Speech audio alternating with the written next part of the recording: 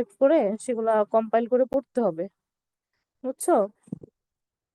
এই হচ্ছে ইনিশিয়াল কথাবার্তা। তোমাদের নোটবুক গুলা কি হবে না হবে আমি ক্লাসে বলে দিব। তুমি ওই নোট ওইভাবে হচ্ছে ক্লাস অনুযায়ী যেদিন যে ক্লাস হবে তারপরের দিন নোটবুক গুলা কমপ্লিট করে ফেলো, পরের ক্লাসের আগে কমপ্লিট করে ফেলো। পরবর্তীতে আমি একটা সাবমিশন ডেট দিব, হ্যাঁ, যাতে সবাই সাবমিট করতে পারো। আচ্ছা, ঠিক আছে, আমি ক্লাস শুরু করলাম। প্রথমে হচ্ছে তোমাদের কোর্স যেহেতু কম্পারেটিভ নিউরো অ্যানাটমি, তো প্রথমে চলে আসি যে আমরা আসলে কম্পারেটিভ অ্যানাটমি বলতে কি বুঝি। এখানে দেখো ডেফিনিশন দেওয়া আছে কম্পারেটিভ ভেটেরিনারি অ্যানাটমি। অলরেডি আমরা এটা জানি যে এটা হচ্ছে কি অ্যানাটমির একটা ব্রাঞ্চ। সবাই আমরা এটা জানি যে এটা হচ্ছে অ্যানাটমির একটা ব্রাঞ্চ, যেখানে কি করবে মেইনলি বিভিন্ন অর্গান বা সিস্টেমের স্ট্রাকচার, ফর্মস এবং কি স্ট্রাকচার নিয়ে আলোচনা করা হবে, এবং তা করা হবে কি বিভিন্ন এনিমেলের মধ্যে। হ্যাঁ, এই কম্পারিজনটা হবে বিভিন্ন এনিমেলের মধ্যে। দেখো এখানে বলা আছে যে comparative anatomy is the branch of anatomy which deals with the কি which deals with the বা which studies and compares the structure of organs and body system of different animal species। ঠিক আছে, মানে কি মেনলি হচ্ছে তোমার সেটা হতে পারে একটা অর্গান, হতে পারে একটা স্ট্রাকচার, সিঙ্গেল স্ট্রাকচার, অথবা কি একটা সিস্টেমের কম্পারিজন অন্যান্য এনিমেলের সাথে, একটা এনিমেলের সাথে আরেকটা এনিমেলের এরকম কম্পারিজন করে আমরা যদি স্টাডিটা করি অ্যানাটমিটা, তখন সেটাকে বলবো আমরা কম্পারেটিভ অ্যানাটমি। ঠিক আছে, এখন স্পিসিস মেনলি আমরা কিসে ফোকাস দিব? ফোকাস করবো হচ্ছে হর্স, কাউ বা অক্স বলতে পারো, হর্স অক্স, হ্যাঁ, তারপর শিপ গোট। কম্পারিজন করতে গেলে অনেক কিছু করা যায়, শিপ গোট, তারপর ডগ, তারপর চিকেন। এগুলোর মধ্যে মেইনলি হচ্ছে আমরা কি করব, কম্পারিজন গুলো করবো আর কি। তারপর দেখো নিউরো অ্যানাটমি। নিউরো মিনস হচ্ছে কি নার্ভাস, না, নার্ভস। আমরা নিউরো অ্যানাটমিতে মেইনলি হচ্ছে নার্ভাস সিস্টেম নিয়ে আলোচনা করব। নিউরো অ্যানাটমি তোমাদের অ্যানাটমির একটা ব্রাঞ্চ ছিল, সিস্টেমিক অ্যানাটমির একটা ব্রাঞ্চ ছিল, সেটা তখন তোমাদেরকে পড়ানো হয়নি, এই সেমিস্টারে পড়ানো হবে বলে। তাহলে আমরা যে ডেফিনিশনটা দেখি, দেখো neuro anatomy is the branch of anatomy which deals with the structure and organization of the nervous system. এখন নার্ভাস সিস্টেম কি কি স্ট্রাকচার নিয়ে তৈরি হয় এবং এই নার্ভাস সিস্টেমটা কিভাবে অর্গানাইজড হয়, এই স্ট্রাকচার গুলো নিয়ে কিভাবে ফাংশন করে, এই সব কিছু আমরা পড়বো কোথায়? নিউরো অ্যানাটমিতে। হ্যাঁ, যেমন কি কি হতে পারে nervous system, including brain, spinal cord, nerve, secondary organs and their relationships with the different parts of the body.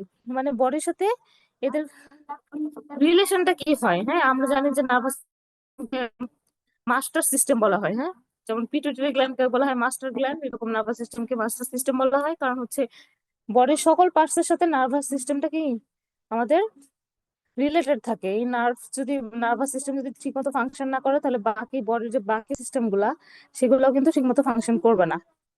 তো এই বিষয়ে আমরা কম্পারেটিভ অ্যানাটমি এবং হচ্ছে এবার পড়বো হচ্ছে নিউরো অ্যানাটমি। ঠিক আছে, এখন দেখো যে ব্রাঞ্চেস অফ দ্য কম্পারেটিভ, কি কি ব্রাঞ্চেস আছে। আমরা গ্রস অ্যানাটমি স্টাডি করতে পারি। হুম, একটা বোনের গ্রস অ্যানাটমি স্টাডি করতে পারি, বা একটা সিস্টেমের গ্রস অ্যানাটমি স্টাডি করতে পারি, বা মাইক্রোস্কোপি, হিস্টোলজি, সেই ভেটেরিনারি অ্যানাটমির মতো বা অ্যানাটমি ব্রাঞ্চের মতোই মাইক্রোস্কোপিক অ্যানাটমি স্টাডি করতে পারি, ডেভেলপমেন্টাল পার্টটা স্টাডি করতে পারি, অথবা সিস্টেমিক বা রিজন ওয়াইজ আমরা পার্থক্য করতে পারি, অথবা কি ক্লিনিক্যাল বেসিসের উপর ভিত্তি করে, ক্লিনিক্যাল প্র্যাকটিসের উপর ভিত্তি করে আমরা ওইগুলোকে গ্রুপ করতে পারি। তো এইভাবে হচ্ছে কি আমরা কম্পারেটিভ অ্যানাটমিটা স্টাডি করতে পারি। এখন এগুলো স্কোপ কি, স্টাডি করে কি হবে আসলে? হ্যাঁ, দেখো আন্ডারস্ট্যান্ডিং স্পিসিস ডিফারেন্স এবং দ্য ডোমেস্টিক এনিম্যাল। বিভিন্ন ডোমেস্টিক এনিম্যাল এর মধ্যে আমরা কি করতে পারবো, স্পিসিস এর মধ্যে কমন যে ভেরিয়েশন গুলো আছে সেগুলো আমরা সহজে আইডেন্টিফাই করতে পারবো বা বুঝতে পারবো। অথবা আমাদের ভেটেরিনারি ডায়াগনোসিস, আমরা যেহেতু ভবিষ্যৎ ডক্টর, তাহলে আমাদের কি করতে হবে, আমরা যেন অ্যানাটমিক্যাল লোকেশনের উপর ভিত্তি করে যেসব ডায়াগনোসিস গুলা হয় বা সাইট সিলেকশন হয়, সেগুলো যেন, বা যেসব সার্জিক্যাল প্রসিডিউরে যেতে হয় সেগুলো যেন আমরা করতে পারি সহজেই, সেজন্য আমাদের এই জ্ঞানটা থাকা দরকার। তাছাড়া হচ্ছে ফাংশন, বডির ফাংশন এবং স্ট্রাকচার গুলা ঠিক মতো কাজ করছে কিনা সেটা জানার জন্য এখন এই অ্যানাটমিক্যাল যে নলেজটা সেটা কাজে লাগিয়ে তোমার হচ্ছে বিভিন্ন ধরনের লাইভস্টক ম্যানেজমেন্ট, প্রোডাকশন, হ্যাঁ, অথবা এনিম্যাল ব্রিডিং, এগুলোর ক্ষেত্রেও কিন্তু কাজে লাগে। যেমন হচ্ছে ব্রিডিং এর ক্ষেত্রে কিভাবে কাজে লাগবে, আমি যদি নর্মাল অ্যানাটমির মেল এবং ফিমেল জেনিটাল সিস্টেম সম্পর্কে না জানি, এটা ফাংশন ঠিক মতো না জানি, হ্যাঁ, এটা স্ট্রাকচার না জানলে তো আমরা সহজে ব্রিডিং যে প্রসেসটা বা এদের বিভিন্ন স্পিসিসের মধ্যে যে ডিফারেন্সটা আছে সেটা যদি আমরা না বুঝি তাহলে তো আমরা ব্রিডিং পারপাসে আমাদের কি কাজে লাগাতে পারবো না। সেই জন্য হচ্ছে আমাদের এই জ্ঞানটা জানা দরকার। তাছাড়া হচ্ছে দেখো, foundation for veterinary research and education, আচ্ছা, helping study nervous system, disease reflexes, coordination and sensory function. Nervous সিস্টেমটা জানা তো খুবই জরুরি, যেহেতু এটাকে মাস্টার সিস্টেম বলা হয়, বা এটা সকল বডি সকল পার্টস এর ফাংশনটাকে অ্যাক্টিভেট করার জন্য আমার নার্ভাস সিস্টেমটা দরকার। দ্যাটস ওয়াই হচ্ছে আমাদের জানা দরকার। তাহলে কি কি পড়লাম, যে কম্পারেটিভ অ্যানাটমি কি, নিউরো অ্যানাটমি কি, এদের ব্রাঞ্চ এবং হচ্ছে কি এদের স্কোপটা কি, কারো কোনো বুঝতে সমস্যা আছে? না ম্যাম। না ma'am।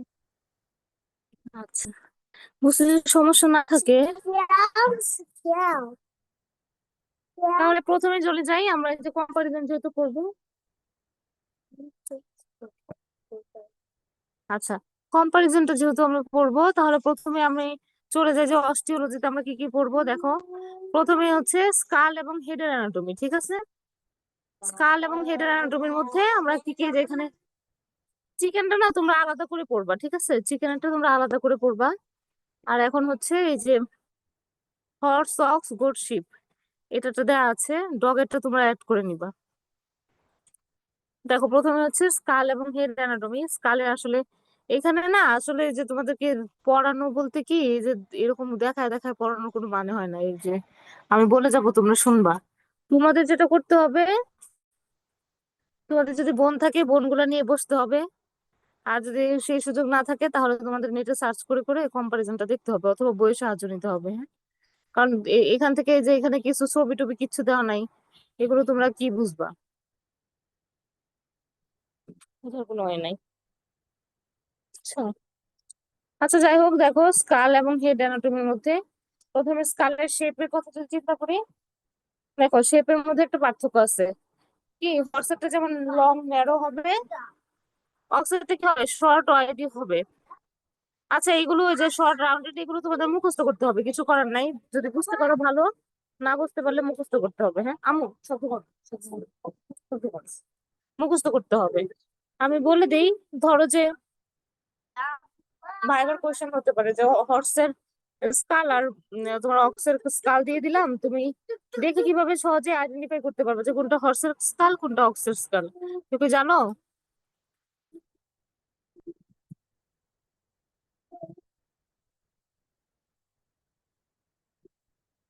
কারো কোনো আইডিয়া আছে?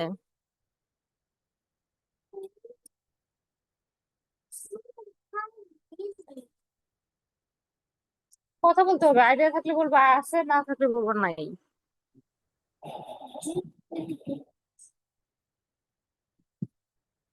অ্যানাটমিতে পড়াইছিলাম তো মনে হয়। এটা সহজে বোঝার একটা উপায় হচ্ছে, আমরা সবাই জানি হর্সের শিং থাকে কার, হর্ন থাকে কার? অক্সের ম্যাম। অক্সের হর্ন থাকে। আমি যখন তোমাকে একটা গরুর মাথা দিব আর একটা ঘোড়ার মাথা দিব, তাহলে তো দেখেই সহজে বুঝতে পারবো হর্সের মধ্যে হর্ন থাকবে না, গরুর মধ্যে হর্ন থাকবে। হর্ন যদি ভেঙেও ফেলি তারপরেও ওখানে হর্নের জায়গায় কি হবে, একটা কেভিটি থাকবে।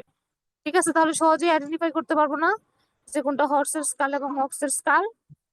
জি ম্যাম। গোট শিপে, জি গোট ম্যাম। শিপের ক্ষেত্রে, হ্যাঁ গোট শিপের ক্ষেত্রে শার্প হবে। হুম, তোমার হচ্ছে হর্ন যদি থাকেও সেটা শার্প হবে, বা হর্ন কোড যেটাকে বলি সেটা প্রেজেন্ট থাকবে। শিপের ক্ষেত্রে সেটা প্রেজেন্টও থাকতে পারে, অ্যাবসেন্টও থাকতে পারে। যদি প্রেজেন্ট থাকে তাহলে তোমরা সবাই জানো যে শিপের ক্ষেত্রে হর্ন গুলা কি থাকে, ছোট থাকে তুলনামূলক, হ্যাঁ। আর পয়েন্টেড থাকে হচ্ছে গোটের ক্ষেত্রে। এ থেকে সহজেই বোঝা যায়। আর বাকি মেহেন্দি বল এগুলো তোমরা একটু শিখে নিবা, বা নেট দেখে ওই স্কাল গুলা আলাদা করে ওগুলা দেখে তোমরা একটু করে নিবা। মেজর পার্থক্য গুলো বলে দিলাম, আমিও এগুলো করো না বাবা। তারপর চলে আসো ভার্টিব্রাল কলাম। এগুলো তোমরা ভার্টিব্রাল কলাম কি, অনেকগুলো ভার্টিব্রে একসাথে যুক্ত হয়ে একটা যদি ক্যানেল তৈরি করে, ওই ওই মানে অনেকগুলো ভার্টিব্রে একসাথে যুক্ত হয়ে তৈরি করবে কি একটা ভার্টিব্রাল কলাম, যেগুলোর 5টা সেগমেন্ট থাকে। সেই সেগমেন্ট গুলো তোমরা অলরেডি নাম জানো, সার্ভাইকাল, থোরাসিক, লাম্বার এবং কি স্যাক্রাল, এবং হচ্ছে কক্সিজিয়াল ওর কডাল ভার্টিব্রা।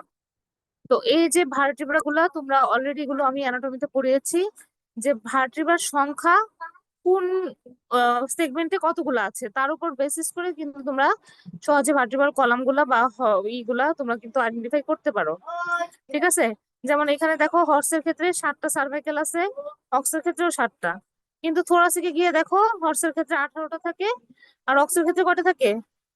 13টা থাকে, 13টা 13টা। ভার্টিব্রা। 13টা যদি থাকে তাহলে আমি তো বলেছিলাম ভার্টিব্রা অনুযায়ী রিবস গুলো অ্যাটাচড হয়, তাহলে রিবস কত থাকবে? 13 জোড়া, তাই না? 18 জোড়া রিবস থাকবে, 13 জোড়া রিবস থাকবে। ওরকম কর্নাল ভার্টিব্রাতে গিয়ে দেখো, স্যাক্রালে গিয়ে দেখো কিছু ডিফারেন্স আছে। তো এটা তোমাদেরকে কি করতে হবে? মুখস্থ করে নিতে হবে। তোর বোঝার কিছু নাই, মুখস্থ করলে মনে রাখতে পারলে তখন তোমরা সহজে ই করতে পারবা। তারপর হচ্ছে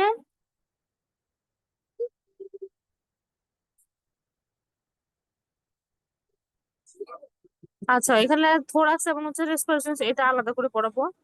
আচ্ছা, এখন দেখো ফোর লিম্বের ক্ষেত্রে, ঠিক আছে, ফোর লিম্বের ক্ষেত্রে কি আছে? আমরা সবাই জানি হিউমেরাস আছে, স্ক্যাপুলা আছে, হিউমেরাস।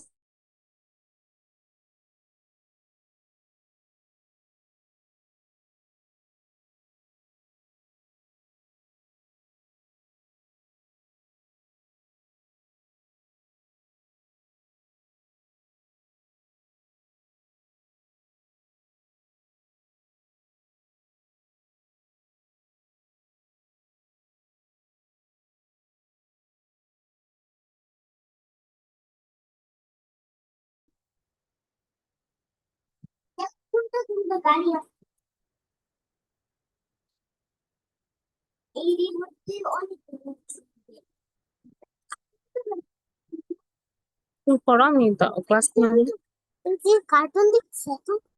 না না না, এই তোমরা শুনতে পাচ্ছ? জি ম্যাম।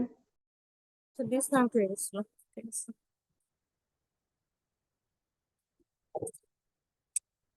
নাও মো।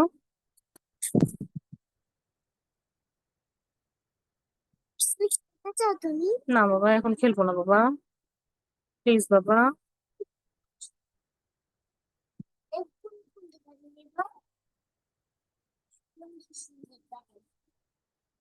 আচ্ছা, দেখো, আমরা সবাই জানি দেখা যাচ্ছে।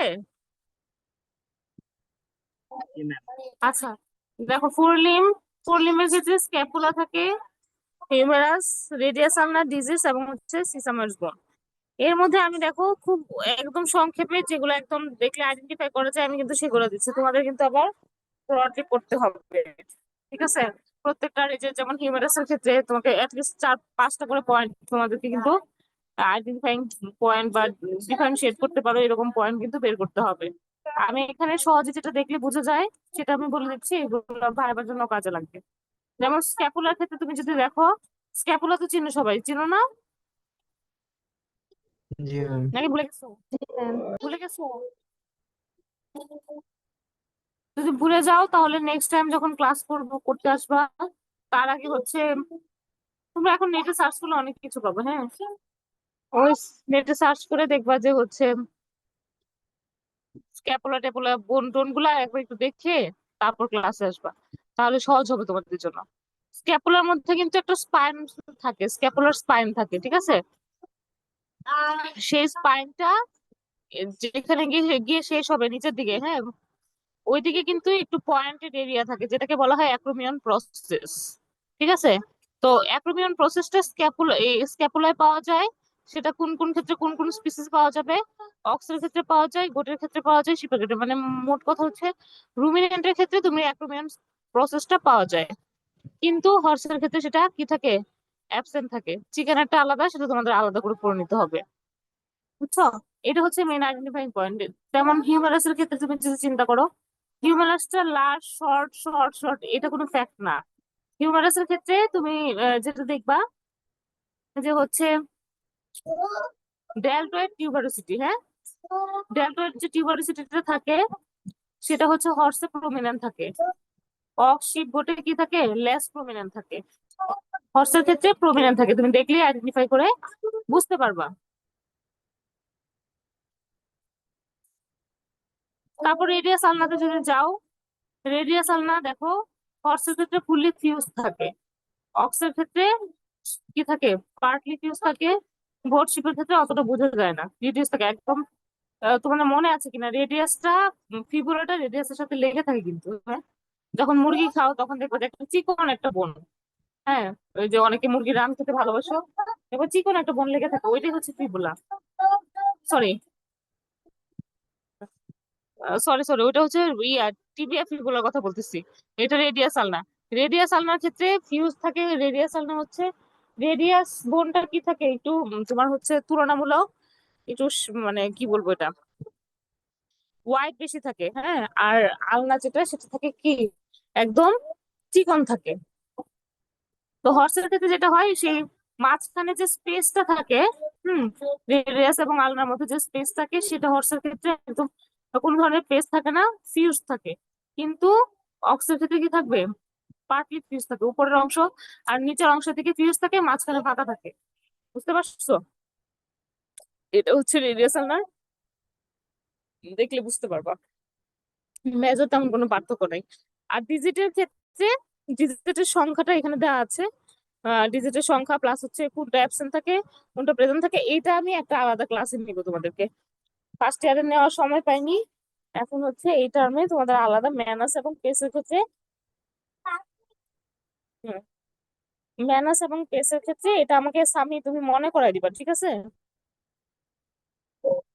হ্যাঁ, মনে করে দিবা যে ম্যাডাম ম্যানাস এবং পেসের ক্ষেত্রে একটা ক্লাস নিতে বলেছিলাম। ওটা হচ্ছে তোমাদেরকে ক্লাস, আলাদা একটা ক্লাস নিয়ে নিবো, ছোট ক্লাস থেকে। আচ্ছা, ওখানে সিস্টেময়েড বন্ড চলে আসবে, ঠিক আছে। তারপরেও সিস্টেময়েড বন্ড, হ্যাঁ, একটু মনে রাখো যে সিস্টেময়েড বন্ড অনকান্ত বন্ড যেগুলো হচ্ছে ফোর লিম্বে প্রেজেন্ট থাকবে, এবং এটা সংখ্যাটা কোন এনিমেলে কতটুকু সেগুলো জাস্ট এখান থেকে মনে রাখবো, হ্যাঁ। আর একটা হচ্ছে হাইন্ড লিম্ব, হাইন্ড লিম্বের মধ্যে আছে কি পেলভিক গার্ডেল, তারপর ফিমার, টিবিয়া ফিবুলা, আর হচ্ছে ওই যে টার্সাস, টার্সাস মেটাটার্সাস এগুলো। এখন পেলভিসের ক্ষেত্রে কি হয়, এখানে দেওয়া আছে ও লং ওয়াইড ন্যারো ন্যারো, এগুলো ফ্যাক্ট না। পেলভিসের ক্ষেত্রে হর্স অক্স গোট শিপ মোটামুটি সবকিছু প্রায় সিমিলার, ঠিক আছে, মোটামুটি প্রায় সিমিলারই থাকে। কিন্তু রুমিন্যান্ট যে এনিমেল গুলা থাকে সেই রুমিন্যান্ট এনিমেলের ক্ষেত্রে পেলভিস যে বনটা থাকে সেই পেলভিস বনের মধ্যে পেলভিক টিউবারকল নামে একটা তোমার হচ্ছে ছোট্ট একটা শার্প পয়েন্টেড পেলভিসের ফ্লোরে থাকে, শার্প পয়েন্টেড একটা কি প্রজেকশন, ঠিক আছে। এটা হচ্ছে শুধুমাত্র কোথায় থাকবে, রুমিনেন্ট এনিমেলে থাকে, কিন্তু নন রুমিনেন্টে যেমন হর্সের ক্ষেত্রে থাকে না। এটা হচ্ছে মেন আইডেন্টিফাইং ক্যারেক্টার, ঠিক আছে। তাছাড়া ক্যারেক্টার বলেছি তোমাদের মিনিমাম 5টা করে ক্যারেক্টার পড়তে হবে। এটা হচ্ছে তোমাদেরকে ভাই ভাই যেগুলো ধরবে বা মানে সবচেয়ে যেটা প্রমিনেন্ট পয়েন্ট সেটা হচ্ছে বললাম। তাছাড়া টিবিএফ ফিবুলা ওই যে বললাম রুডিমেন্টারি থাকে বা ফিবুলাটা অ্যাটাচ থাকে, ঠিক আছে, টিবিএর সাথে ফিবুলাটা অ্যাটাচ থাকে। হ্যাঁ, কিভাবে অ্যাটাচ থাকে, কিছুটা রুডিমেন্টারি থাকে, ওই ছোট করে থাকে, কোনটা লম্বা থাকে কিন্তু ডিপলি অ্যাটাচ থাকে না, সেটা। টার্সাস মেটাটার্সাস বনের সংখ্যাগুলো পড়বা। আর মেটাটার্সাসের ক্ষেত্রে তোমার হচ্ছে কি এখানে দেখা যাচ্ছে সিঙ্গেল ফিউজড স্ল্যান্ডার এরকম তেমন কিছু না। টার্সাস এবং মেটাটার্সাসের ক্ষেত্রে বনগুলোর হচ্ছে কি একটা হয়, টার্সাসটা হয় সিলিন্ড্রিক্যাল শেপ, আর মেটাটার্সাসটা হয় একটু চ্যাপ্টা, হ্যাঁ। সিলিন্ড্রিক্যাল মানে দেখতে অনেকটা সিমিলারই মনে হয়, কিন্তু মেটাটার্সাস বা মেটাটার্সাল বলো বা মেটা কার্পাল বলো, সেগুলো হচ্ছে কি অনেকটা একটু চ্যাপ্টা টাইপের হয় তুলনামূলক টার্সাসের থেকে বা কার্পালের থেকে। এবং আরেকটা পয়েন্ট আছে স্যাজেটাল নচ, ঠিক আছে, নিচের দিকে দেখবা যে স্যাজেটাল নচ থাকে। এটা হচ্ছে মেটাটার্সাসের ক্ষেত্রে থাকে কিন্তু টার্সাসে থাকে না, আমি টার্সাস এবং মেটাটার্সাসের ক্ষেত্রে বললাম। এই হচ্ছে তোমাদের ফোর লিম্ব হাইন্ড লিম্ব, ঠিক আছে।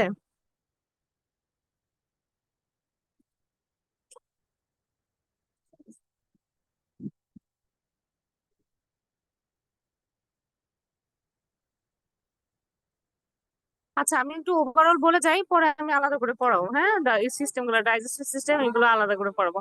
তাহলে তোমাদের তোমাদের যদি অস্টিওলজির ক্ষেত্রে চিন্তা করো যে কম্পারিজন যদি আসে, তোমাদের কিন্তু কাজ অনেক বেশি। তোমরা একটা নোটবুক করবা, নোটবুকের মধ্যে প্রত্যেকটা বনের ছবি আঁকবা, যেগুলো যেগুলো মেজোবন, যেমন স্কালের ছবি আঁকবা এবং ডিফারেন্সিয়েট করবা, ঠিক আছে। স্কালের ছবি আঁকবা, ডিফারেন্সিয়েট করবে, এই যে হর্স অক্স গোট শিপ, সাথে হচ্ছে ডগ, হ্যাঁ, ডগ এবং চিকেন, এই যে এই পয়েন্ট গুলা দিয়ে তোমরা হচ্ছে মিনিমাম 5টা ক্যারেক্টার লিখবা, মিনিমাম।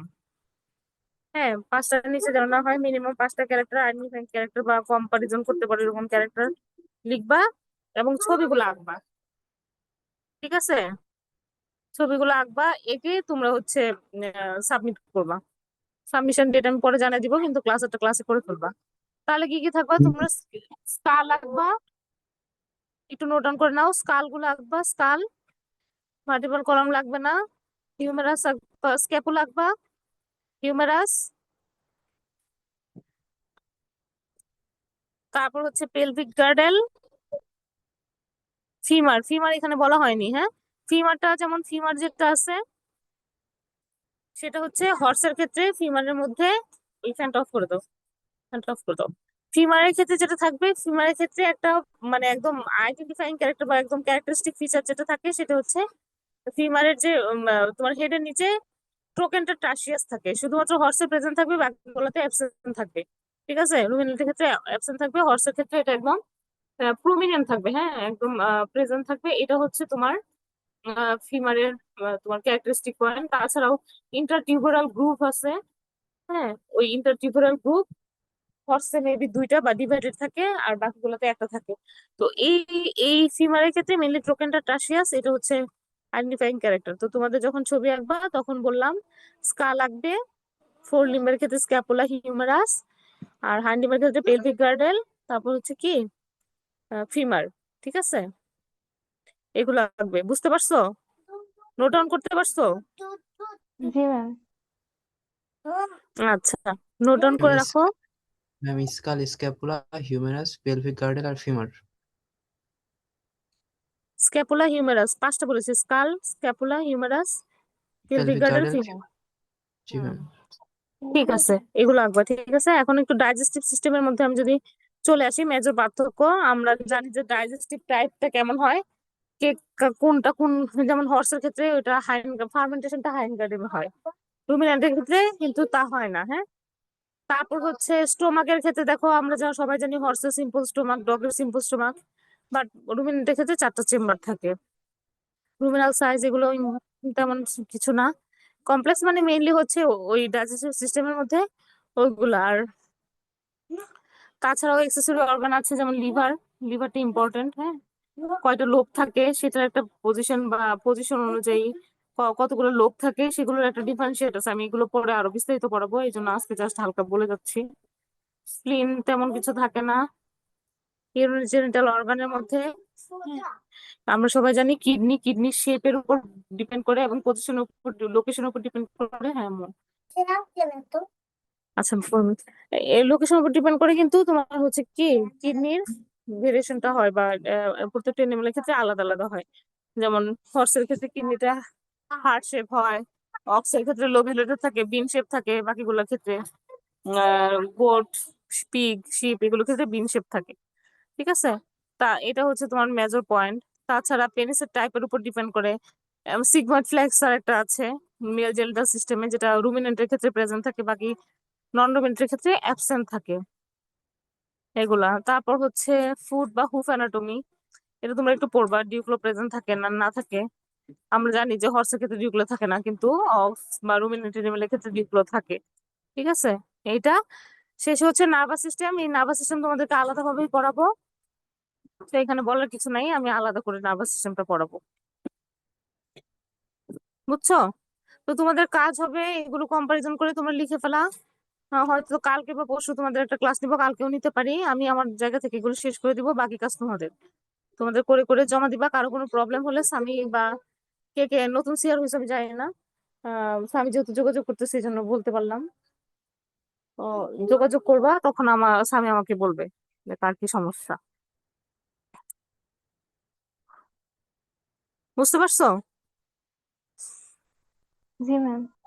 জি ম্যাম। আচ্ছা, ঠিক আছে। ঠিক আছে, তাহলে কারো কোনো সমস্যা থাকলে বলো, না হলে আজকে ক্লাস এই পর্যন্ত।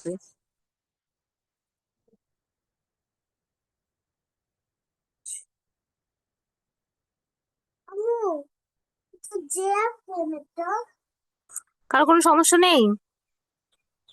না ম্যাম। ম্যাম ছবি, না ম্যাম। ম্যাম ওগুলো তো শুধু ছবি আঁকাবার হচ্ছে কম্প্যারিজন লিখবো 5টা করে, এটা ম্যাম।